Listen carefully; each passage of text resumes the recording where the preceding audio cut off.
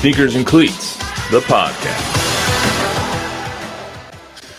Welcome back to the Sneakers and Cleats podcast. It is Monday, March 24th. This is episode 182. Matt Roy, Don Harris, Bob Gambert, Javier, everyone alongside. Brackets are busted.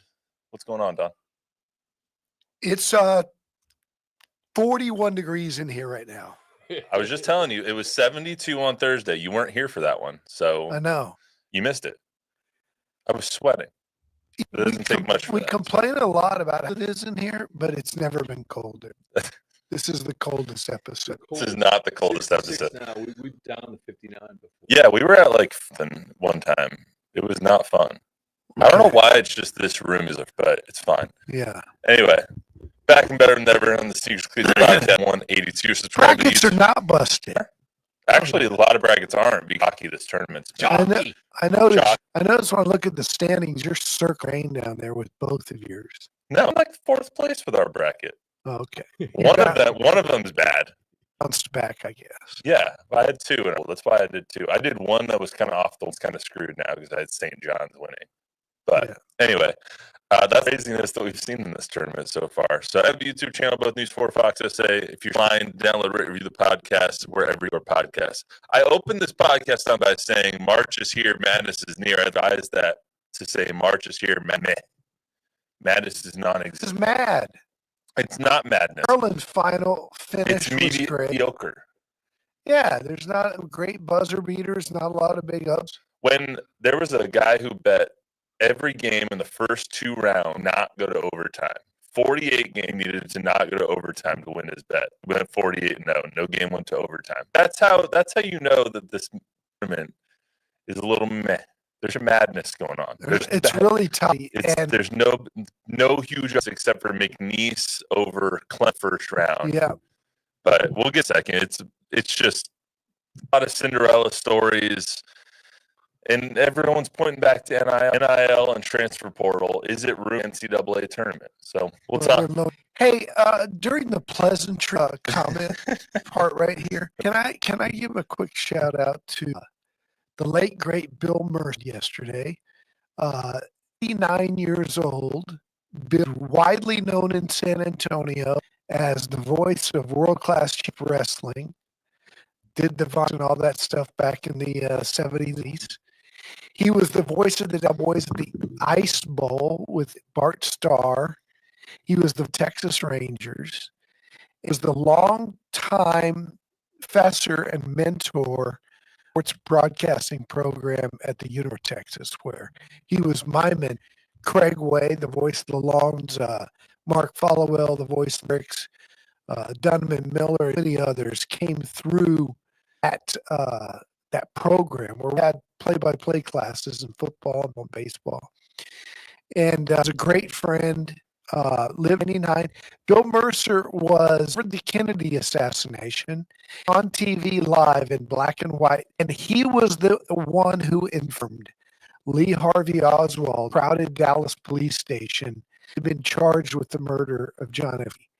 And he's just a broadcasting giant, but a teacher, mentor, and friend, and so many of these guys great careers in sports broadcasting, and he will be loved, missed, and it's a huge Dallas area, and I just wanted to give my thoughts. See him about a year ago.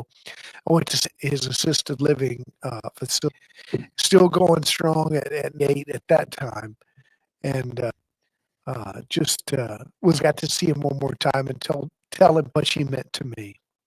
Got me my fob. My first job calling gig, doing Friday Night Football, Sulphur Springs, Texas. Did the Hopkins County game of the on KDXC radio. I got paid $25 a gig. Cost me $50 to drive back and forth.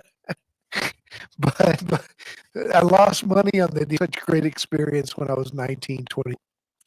Very well said. Very well said. Lost a legend. Yeah, absolutely. We'll get to all the madness that happened, or lack of, this weekend. Plus, we'll get to the Spurs to push for the play-in. 3 in a row after wins over the Knicks, the Sixers, Raptors. talk about them making the upcoming schedule, which is just a murder of playoff teams, basically. And what this young Spurs showing everyone after the tumultuous season endured so far. Plus, we'll get Don's thoughts off of an article from last week, which we talked about, but I want to get Don's take on it as well. So with the NCAA tournament, no mid-majors left in this tournament. The first came and went with 13, 14, 15, or 16 winning a game for the first in many, many years. All of these teams in the Sweet 16 are from major conferences. I think they're in the Big 12, 4 from the 10, 1 from the ACC, and 7 from the SEC, including the Cinderella. And the brackets work. They could have of the Elite 8.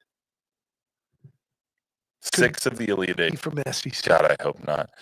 Aren't any major upsets. The only team that is a double-digit seed remaining, Arkansas, who's also SEC, who also has a top 10 coach of all time, one of the highest coaches in the entire sport, and whose roster is filled with whose roster is filled with 4 and 5 stars. So it's kind of unreal that that's the only Cinderella, quote unquote, that we have in this tournament. There isn't. I mean, no.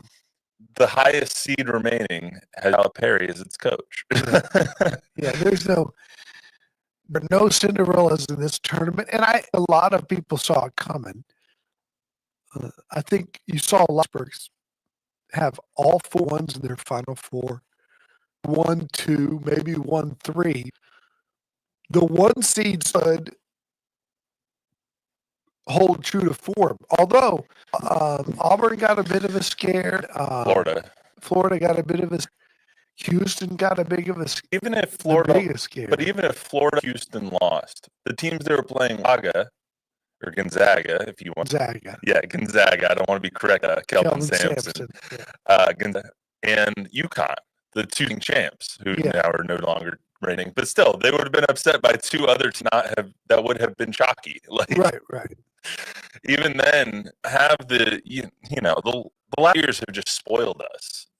FU making the run to the Final Four with Day and with I want to say call him Kankar, but it's Vlad Golden. Vlad Golden. Went to Michigan with him. Yeah, I went to Michigan with. There's 3 players from that Final Four team, who are all back 16 with different teams now. Okay. And but anyway, so you have that FAU that made it to the Final Four. You have Oakland and Wolke lighting it up last year. A couple of upsets. Loyola and Sister Jean, Saint and Doug Etter, the friggin' mustache that looked like he was a boy. St. Peter's was fun. Fun.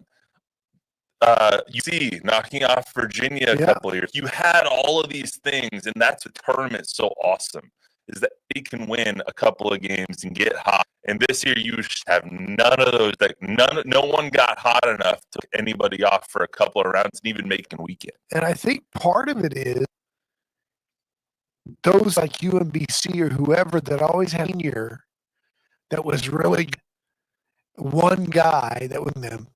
That senior is not on those teams because if he's good as a sophomore, he gets picked up by one of the programs and gets paid, and he leaves smaller school.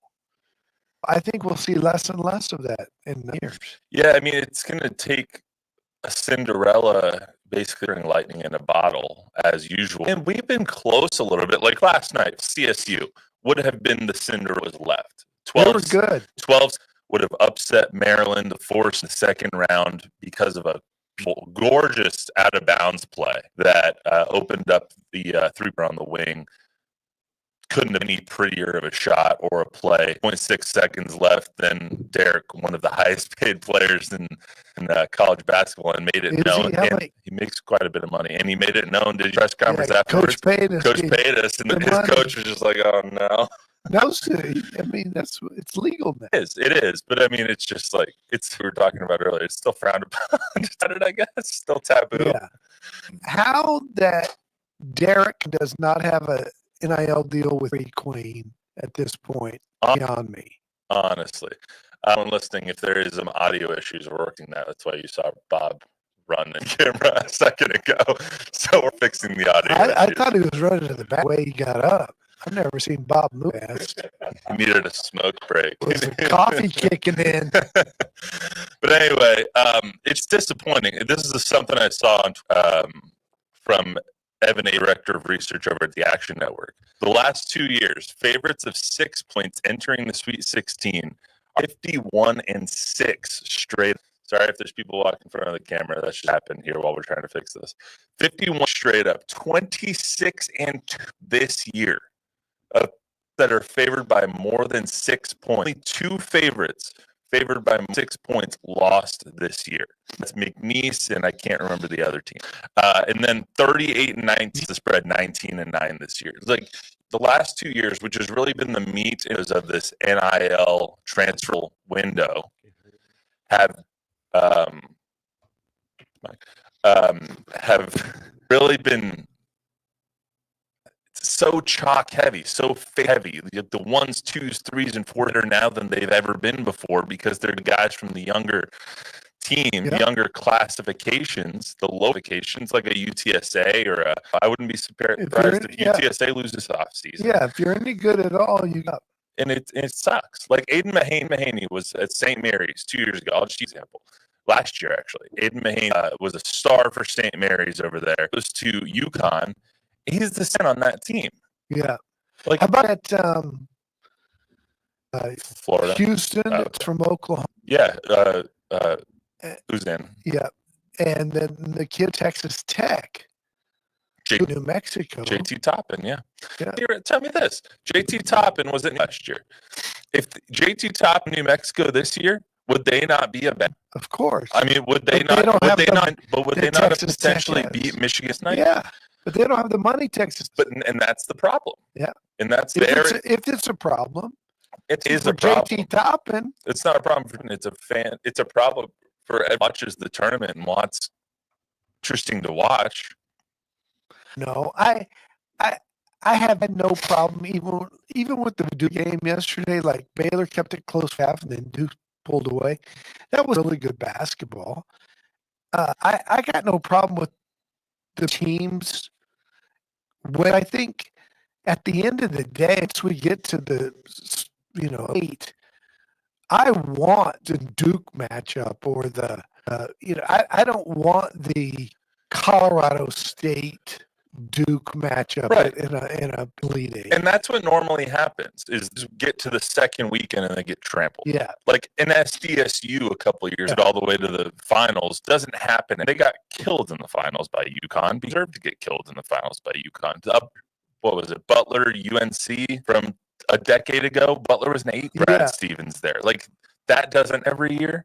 But what happens is that teams make it to the second weekend, and you have a week. This whole 4 days here where we don't games, we're talking about Jack Golk. We're talking about Doug Eder. Yeah. We're talking FAU. We're talking about UMB. Sturgeon becomes a phenomenon. Like that's what makes the tournament so yummy. You know what I mean? So delicious. Good sidebars. That's why.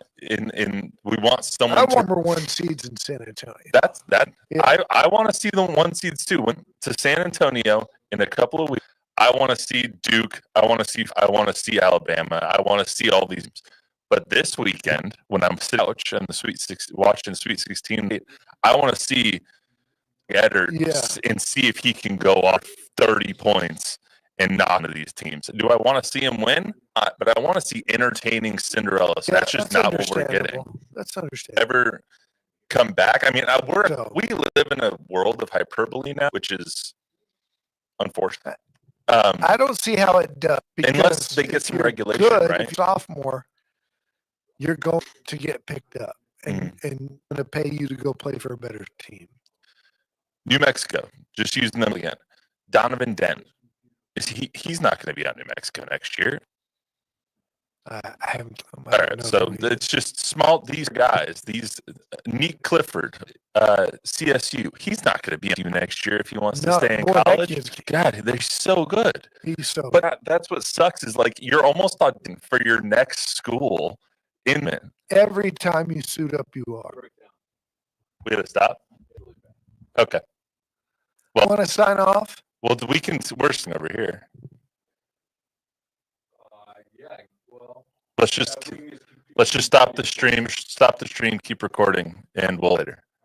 All right. Sorry for everybody on the live stream. We're having technical issues, but we podcast here in just about an hour on the YouTube channels and on the podcast. Well, I love it when brains come together.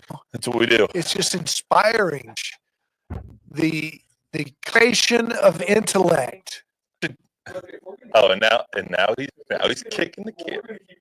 We keep rolling. So, we'll keep the stream going. Yeah. I can't do anything. You kicked the camera there, Luis. We've gone There from you go. stopping the stream to not stopping him, which is something people over 60 understand. I'm glad you understand it now. No, my mic. Check. All right. Anyway, so you notice how the only guy in the room not to get the joke. what? Listening to you. I try not to, and I don't have to. Anyway, I'll explain later. thank you. Explain what I'm. Here's what I want to bring up, Bob. Let me ask you too.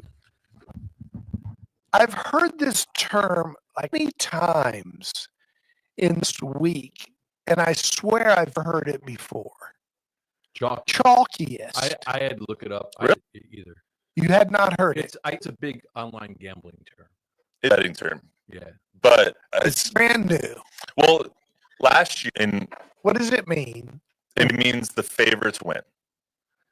How does it have to do with chalk? That's something that's above my pay. Okay. If you But know, the term comes from favorites winning. Like last was known as the year of chalk. UConn was the major favorite going into the tournament. They won. when the Chiefs were- favorite, it's chalky. Correct. Okay, I know the derivation of the word chalky that my teachers use on the blackboard. All right. So I use a little AI here. It originates from the old practice of writing odds on a board using chalk, with its odds being more heavily marked and smeared. There you go. Favorites are heavily marked and smeared. Yes. So back in the old days, Yeah. the computers, they put everything up Put on everything on chalk, chalk. right? So chalky and yeah. Okay. Yeah. So All right. chalk is a new term. It's been around for a while. But last That's year, bad. I don't gamble. last year was known as Going to heaven. the year. I don't even want to talk about where I'm going. Last year was known as the year because UConn won the NCAA tournament. The Chiefs won the Dodgers were the favorite, and they won the World Series. The Celtics won I get it. the NBA championship. Everything was the favorites won. Got it. So that's why it's I wanted to know why that was the word used. And so Now like we your horse was a favorite, and the odd, but you have to keep erasing in odds, lowering the odds. lower the odds, so Yeah. it's very key. chalky. Correct. This year, very chalky because 2s, 3s, and 4 seeds Very are dominant. chalky. Right now in the tourney, there's 4 1, 3 2s, 2 3s, 3 1 5, 2 6s, and 1 10. I think the biggest Cinderella now would be BYU, and that's not even a Cinderella. They just came from a different conference, and but They got good players. They got them coming next year. man, Richie Saunders is phenomenal. Yeah. I would be surprised if all these guys don't stay because you got Age Bonsa coming in. I don't even know the type name, but he's got a $10 million NIL BYU, and they're monsters next season with him in tow. I want to know who's bankroll BYU NIL, Danny Ainge, that he's got it. he might, I want a church. maybe. Yeah. I don't know. He's not gonna be, but I think that one's interesting because it's such a verse. It's such an inverse of what we're usually expecting. Like BYU can't play on this. So the fact that they're in the tournament have to play those Thursday, Saturday matchup, can't play on Sundays. And the Final Four, they won't have an issue with that, obviously, because it's Monday matchups. But it's just types of things are interesting to some because it's outside of the norm. You sell a lot of ice cream on the Riverwalk. Oh yeah. Look over there. Oh, Bob again. Damn it, Bob. It's really hard to edit for me today, The adventurous podcast. honestly.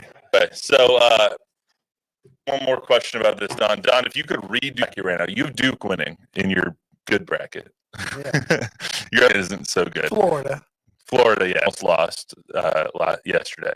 If you could redo, you had one. Who would you pick to win the national championship?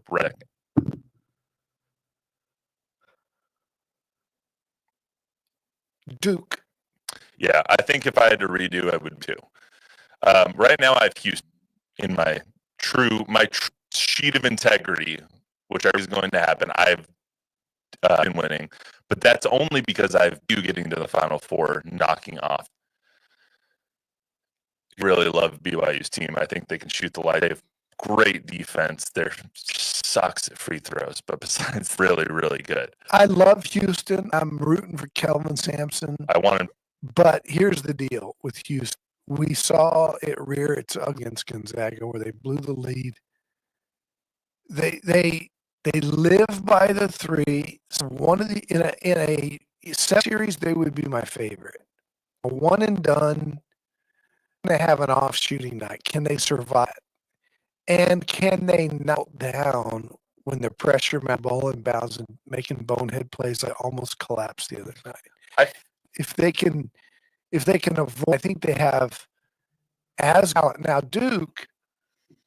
Now we know that Duke Cooper Flag is going to go number one. No Con Knipples go in the top 7. I can't stop. I can't not laugh at it. I say Nipple. Before we were watching the Duke game at my house, and Jordan doesn't watch college basketball. She doesn't like college basketball. I just have the game on, and she stares, and the first shot is a nipple, and she's like, "What did they just?" Yeah, I say, but anyway, he's a top 7. Malo is going to go in the top 10. 3 top 10 draft picks on this team. Now we're hearing that Zion James and Isaiah Evans are both going to be top 12 picks. So Duke has 5 freshmen. Well, no, Zion James is not a freshman. Yeah, 4 fresh transfer. The top 20 NBA picks. So they by far have the talent, but they're young. We've seen teams like that not win before. Kentucky 10 years ago didn't win like that. Kentucky anytime doesn't win because they all have one and done. Freshmen don't usually win, but I think Duke's talent is too good this time to overcome. And that guy's doing. John Shire's doing a good job coaching those guys. The Flag kid is so much better now than he was when I went and saw him. December, right? Or December. He's so much. Kneppel's so much bigger. He's put on about 15 pounds. Looks like a grown man now. He looked like 6 months ago. I think their talent is too much. So Malawach inside is monster. Houston has at the bigs. So does Florida. Florida has 7-footers that can play. Auburn is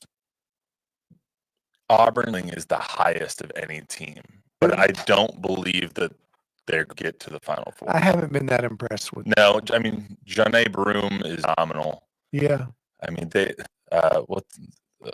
Baker also phenomenal. Go ahead, Bob. I already get all up. To me, has the highest upside with when you're in those bigs. Yeah, I mean, they were on their deathbed yesterday. Like UConn had them, and UConn couldn't shoot a lick yesterday. They were up 61-50, and then they can't rebound on a couple of those, and Walter 2 threes that are just fading away. He's special. It was ridiculous, and then UConn almost didn't even cover him, which they were up on entire game. So I think to choose a Final Four right now, it would be 3 of the number ones, and I still think BYU is the best chance to beat. But that's just because that's what I ready. Yeah. My problem with Houston is they don't have Juwan Roberts, their biggest, toughest guy, and he's a 6'8". Like Francis has some good, but they're not big enough. Yeah. But if they have to go up against Duke, they're going to get in trouble. They're going to get killed against Duke. Anyway, unless they shoot lights out from 3. So it's been I love there's an experienced guard, but play like one. If Proctor goes 7 for 8, he's playing great. He couldn't miss yes. It's been a tournament regardless, just because I love college basketball and I love this time of year. But I do hope that it comes next year as a Central, just because it's a little bit more fun. Yeah. Let's get to the Spurs here, who are also on a win streak, 3 now for the Spurs after a big win. It's a convincing win last night against Toronto. Against their G League team. Yeah, it's true. I mean, convincing win against the G League team. They almost blew it against another G League team in the Sixers on Friday night. Like they were up, they should have been up like 30, but instead they were up 16, ended up down 8 in the fourth quarter, came back to win that game. But they had a convincing win against the Knicks on Wednesday night, I want to say is what that was. They're getting hot. They got 3 wins in a row. They have a murderer's row of teams coming up. But what do you think about the wins so far? Now at 31-40 with, or excuse me, 30. It should be 31-39, I believe. I messed that up on the Super. But 2.5 games back of the play-in. Well, I'm one of those that is not rooting for them to make the play-in. But I do like the development. I think it's positive to see the improved play by Devin Vassell, who struggled most of the year. I think Keldon's been much improved. I think, Mamu is really fun. That moment last week was awesome. And Steph Castle is the story of the year to me. Not just rookie of the year, but future all-star and point guard of the future, and really has matured. So I like the growth. I think it's beneficial going down the road, but be careful. Don't make the play-in because other teams are obviously trying harder to lose than you are. But I don't think that's going to be an issue because I see them getting hammered by Detroit, Cleveland. Yeah, we're going to talk about that in a State, second. They have the toughest schedule to close the year that I've seen in a long time. Like I'd like to see where it compares with other teams. That I don't have, but I do have their schedule. Let's hear from Mitch Johnson first about the 3-game win streak and the consistency that his team is playing with before we get to the upcoming schedule. I think just what you said, I mean, the defense and then moving the ball and playing together, but the consistency of it is probably 3 of our best stretches of playing, as consistent as we can for the more of the 48 than, the other team or what we're trying to do. And I think that's where the guys get the credit for that. It's tough. The NBA game's long, and to be able to string together consistency among 48 minutes is the standard that we're just in every pursuit of, and I think they've done a really good job recently of executing that. I was talking to Zach the other day, and while we were watching the Sixers game, and it just seemed like they were having fun. Like it seems like they're playing a more joyful, happy style of basketball right now. I don't know what that says about not having their stars on there, or if this is just a bunch of kids that don't know what they're don't know. Not how to win, but don't know what they're not doing. You know what I mean? Well, there's no pressure. When everybody's kind of hoping that you lose, and is just as glad if you lose than when you win, it takes a lot of pressure off. Mm-hmm. And I think the fact that guys like Keldon and Devin and Jeremy are playing better, I think they feel some pressure being off, and they're playing more free. And so I think they are having more fun. I think the Mamu game kind of sparked some of that. I mean, when you go for 34 points in 19 minutes. Yeah, I think there's no pressure, and they know that most of them know they're coming back with an improved roster with Castle and Wemby, De'Aaron, and Fox as the big 3. Potentially Pop. Potentially, yeah. I think they've shown that they aren't willing to lie down. There's some optimism there. Yeah. I think, and I mean, barring what happens in these next 12 games, whether they hit over on their win total or not, I don't think any of that matters at this point. You're talking a lot of gambling. You got a lot of money on the line, I guess, man. No, I just follow the odds because that's the way that the world works now. What's the money line on their over under wins? It's the live total? It's jockey. Whatever it is. Live total, I don't know. I don't know what a live total is. So at the beginning, before the season, everyone sets a line. Whatever the win total is, 36.5. 36.5. Okay. Right now, you can bet live totals on the line throughout the season. I don't know what that is. If you riff for a second, I can find it. It's okay. But anyway, higher or lower? I think it would be lower because of what we're about to talk about. Let's throw that graphic up for me, Javier. This is the upcoming schedule for the Spurs. The next 12 games. Loss. 10 of the Seriously. 10 of the next 12 games, 10 of their last 12 games are against current playoff or play-in teams. and that includes Phoenix, who is currently the 10th seed in the West. It's at Detroit, at Cleveland, versus Boston, the top 2 seeds in the East. And then you have a back-to-back. You get Golden State at home. Then 2 days later, you get Orlando, who is no walk in the park. Then you're on a back-to-back at Denver. Then you play Cleveland again.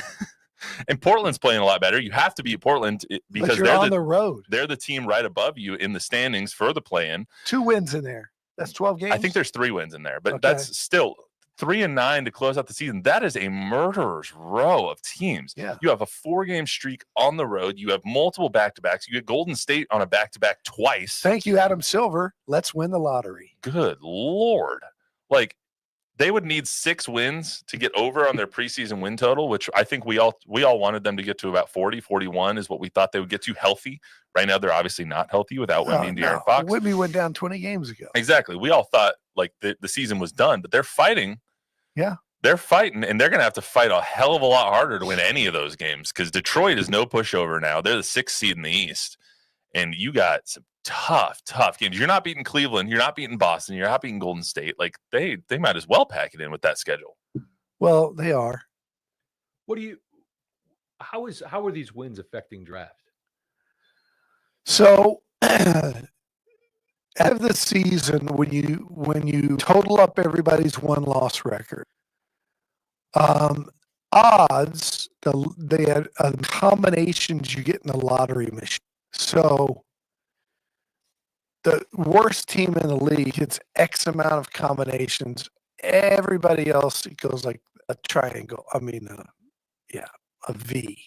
Less comes of lottery balls. So if you finish with the 5th record in the league, you get a lot less. Now, most of the time it stays true to form. It's with the 8th worst record, you get to pick. Once in a while, team moves up at the top 3, and you're hoping luck happens. You're stuck with the 8th seed versus 12th seed, 12th pick, and there could be a huge difference in the amount of talent that's left, 8th overall pick and the 12th overall pick. And sometimes teams screw it up, and it's not an exact science. For instance, the Spurs chose Sohan at 9, and the Thunder, Jalen Williams at 12. And Jalen Williams is an R and is going to be many years. It's harder to hit on those 8 to 16 than it is from 1 to 4. Kawhi Leonard was the 15th pick. What I'm asking, though, is each one of these wins harder to win the lottery. Then. So You get the higher you go, your record, the worse your odds are to win. So what Correct. are you doing? I know. Make the play-in, man. I know. That's why they shut down the De'Aaron Fox one for 34. The next, I'm going to have my surgery now. Mitch, by the way, you and the other guys go out at the old college try. But start Milishvili and Malachi Branham. I find the win total right now. I can tell you the live odds participate in the Western Conference play-in. 4 teams obviously participating in the play-in, 7 seeds. The Spurs 12th right now. 11th right now. They're 2.5 games back. Their odds to participate in the play are plus 10,000. Wow. Would be 1,000 to 1 participate in the play-in because of that schedule show. Like it's not gonna. That would $1 would do $1,000 if you bet. So I can do that math, man. I mean, I know there's some gambling, but I streaming. So I understand 1,000 to 1. 1,000 to 1. 10,000 to 1. Anyway, That so means $10,000. no, it's 10,000 is 1,000 to 1 odds. Okay. So anyway, congratulations to the Spurs on wins. I hope you lose the last 12. Keep playing hard, playing well, and growing. Devin Vassell's player, which is good. That's great. Real quick before we get out of here, better on Thursday, we didn't get your take on it, and I value your opinion when it stings. So Mark the tape. Mark the tape. Mark the tape. Mark the tape.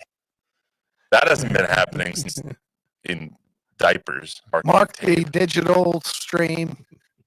We'll splice it up later. Anyway, Mark I'll cut that clip for you. values my opinion. When it comes to the Okay. put the caveat in there. So go Coach Gregg Popovich story that came out with by Michael C. Wright and Ramona Shelburne. Very in-depth, very insightful piece last week on Gregg Popovich and on Thursday. Don, what was just give me 2 minutes real quick on what you thought of that article. I thought they did a very good job. My guess is, by reading the rest of the story, that Keldon Johnson was the source for a lot of the information. And we got some details, which were nice, about some of the things that took place, both when Pop first fell ill and secondly, when he addressed the team.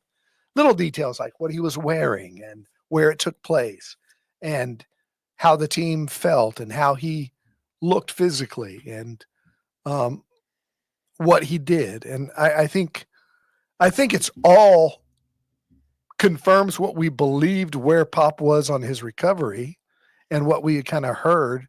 But there were interesting details that made you believe that he is recovering. He wants to keep coaching. It will be his decision. And he's making significant progress. They talked about his speech being a little slow. They talked that, but he was up on his feet. And so he wasn't like in a wheelchair or anything like that. They did say it took him a few weeks to walk. It did. But I'm talking about now. Right. Yeah. And we've heard things about him being around town and in restaurants and stuff like that. So look, man, I think, and there's a lot of other people that I know in this business that cover the Spurs that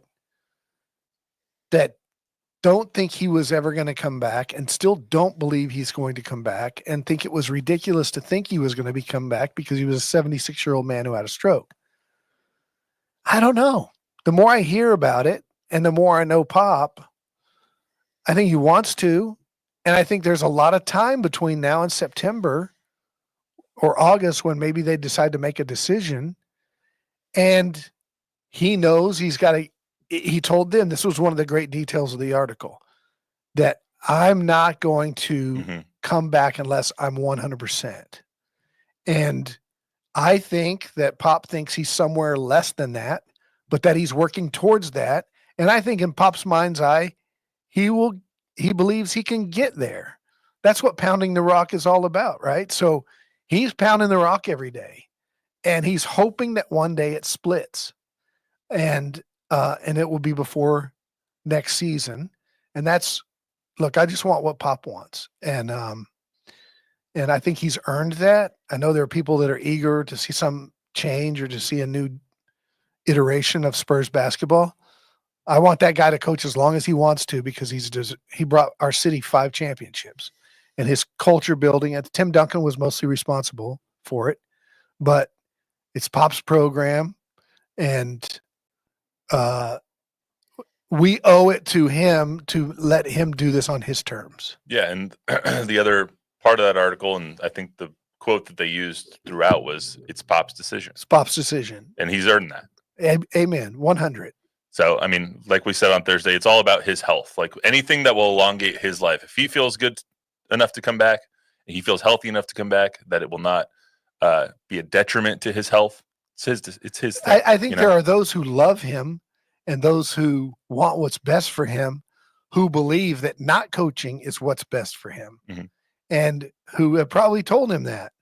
But they also respect that it's his decision and they'll go with what he wants. I think they also detailed really well the almost falling in love with the game and teaching that happened a couple of years ago when he started getting younger. Or like not him, but his team started getting younger. Yeah, we knew that during the lockout and right after. I think they did a good job of showing that and like bringing back some of those old quotes that he had during the 2020-2021 season. Yeah, and I mean, everybody took him at his word when he said, I'm going to retire when Tim Duncan retires. That was just tongue in cheek. Anybody who knows Pop. And here's another thing that's absolutely true, right? When he got up at the Hall of Fame and somebody asked him, why do you keep doing this? He said, the money. And he laughed and everybody laughed. He wasn't joking. Okay. He makes $17 million a year.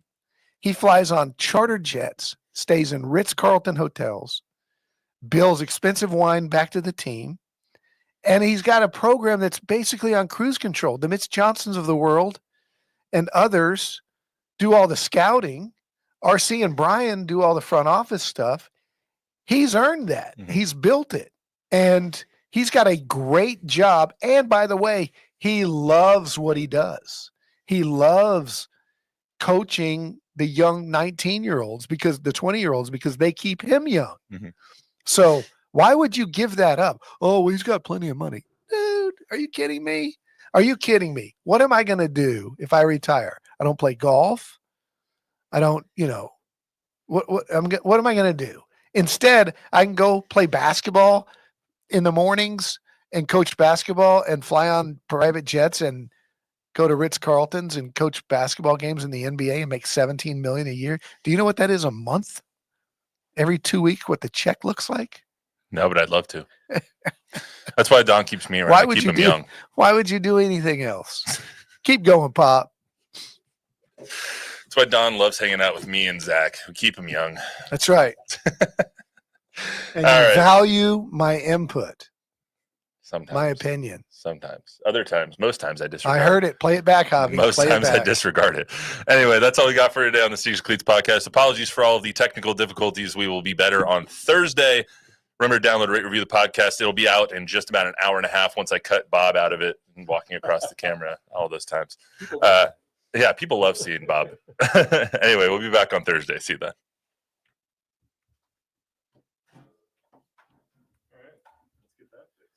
Boy.